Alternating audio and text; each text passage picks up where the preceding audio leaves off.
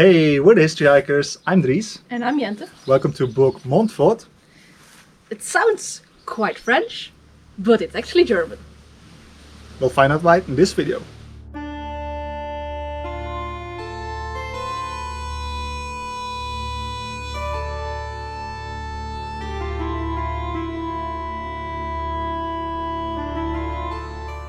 Welcome back to Germany. Montfort Castle probably dates from around the year 1200. It may have received its French name from a returning crusader who had visited the similarly named Montfort Castle of the Teutonic Order in the Holy Land. The French name translates to Strong Mountain, a proper description for this fortress.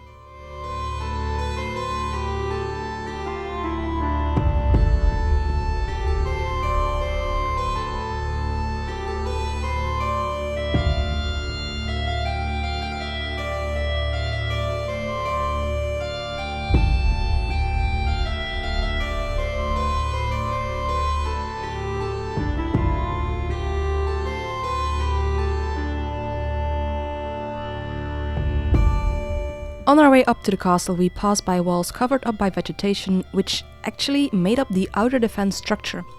It consists of 4 gates protecting an outer bailey.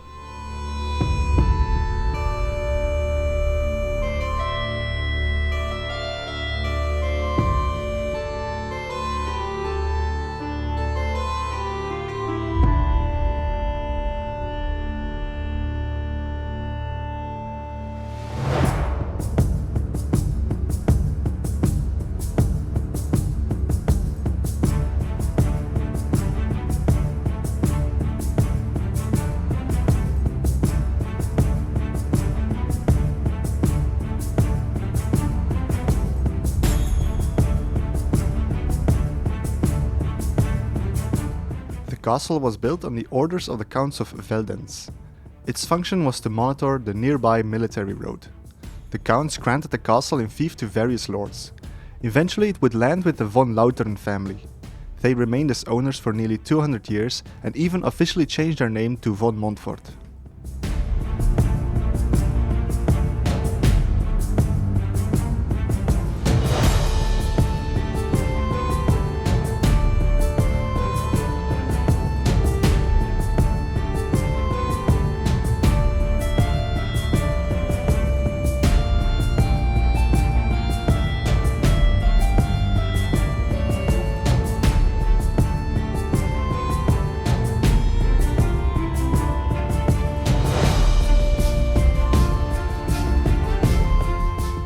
This was the main residential building in the castle, known as the Palace. It is one of the most impressive structures with larger windows, beam holes and at least one fireplace that has been preserved.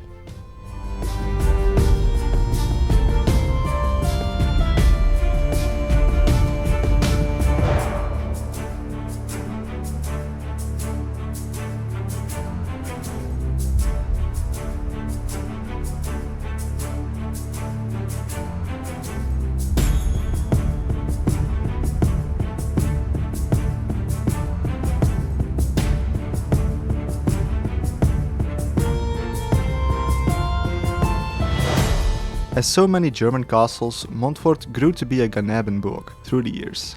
It's a name given to a usually larger castle complex that was inhabited and managed by several families or family branches at the same time. In 1352, 15 owners were named. They lived together under the so-called castle peace, which legally regulated the lives of all residents in the castle. Each family branch owned their own sub-buildings, while keeping certain areas like the gatehouse open to everyone.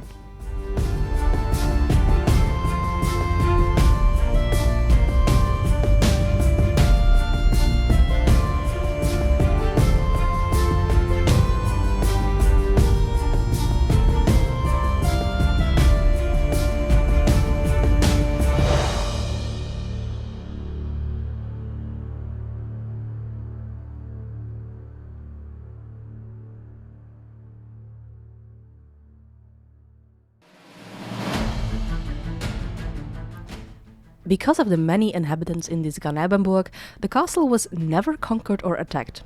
It was simply feared that the resistance would be too strong with so many knights living in the same castle. The fact that at the end of the 13th century the castle was also expanded to include an outer bailey, 3 enclosures, 5 gates and several moats probably also helped to ward off attackers.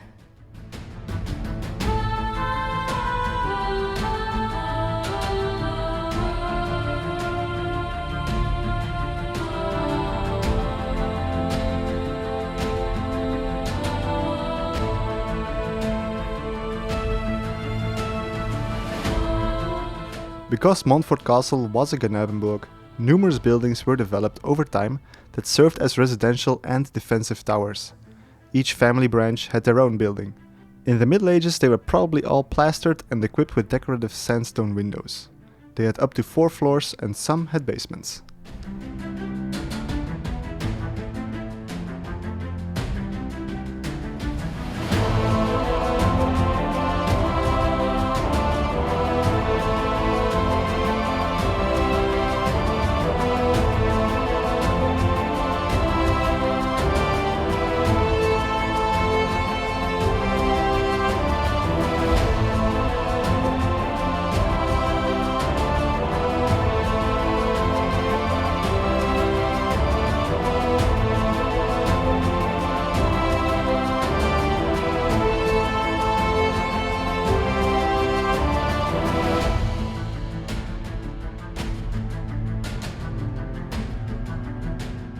In 1432, the von Montfort family died out.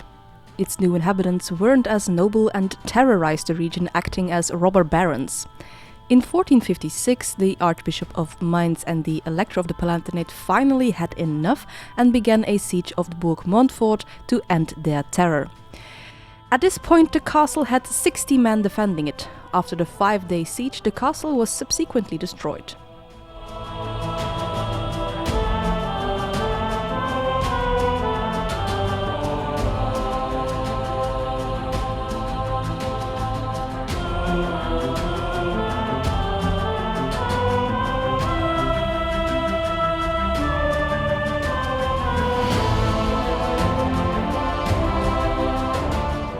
Though the ruins were granted to a new lord in fief with the permission to rebuild it, it would remain as a ruin for many, many years. Eventually the town of Bad Kreuznach bought and consolidated the ruins in the 20th century. The castle is basically in the same state as it would have been after its destruction in 1456.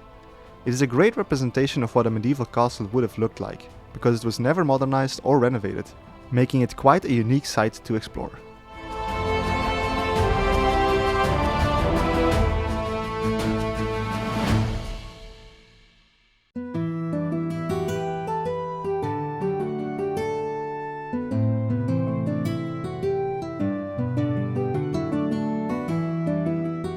In the castle courtyard we can discern a semicircular foundation wall.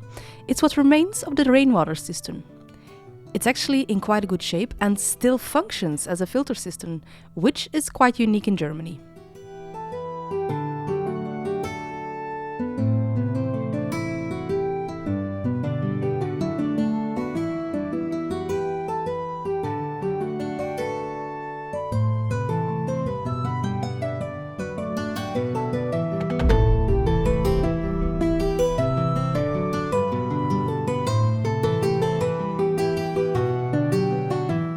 Directly between the palace and the keep, you can find the remains of a residential tower, which probably dates from around 1400. The building now has a spiral staircase that leads up to the keep.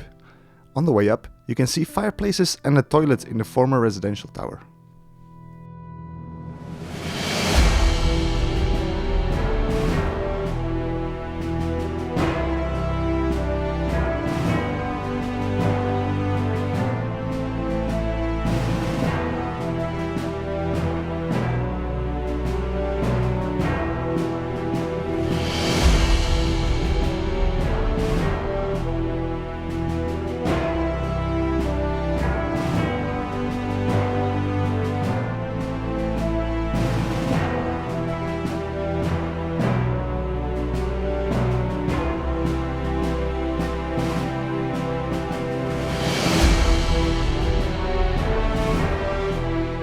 On top of the keep you have the best view over the castle and countryside.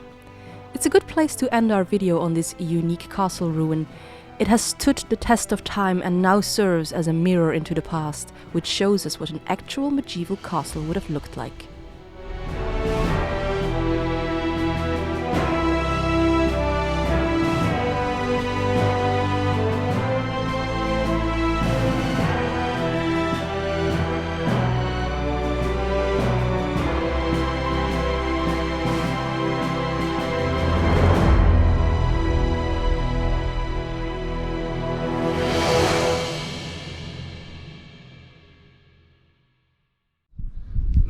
That was Burg Montfort. Time for the arbitrary subjective castle score. You go first. I'm going to say a 9. It's big, lots to explore, but I missed some details. Okay, yeah. I'm gonna go for a 9.5. It's big, there's lots to explore, and I don't miss the details.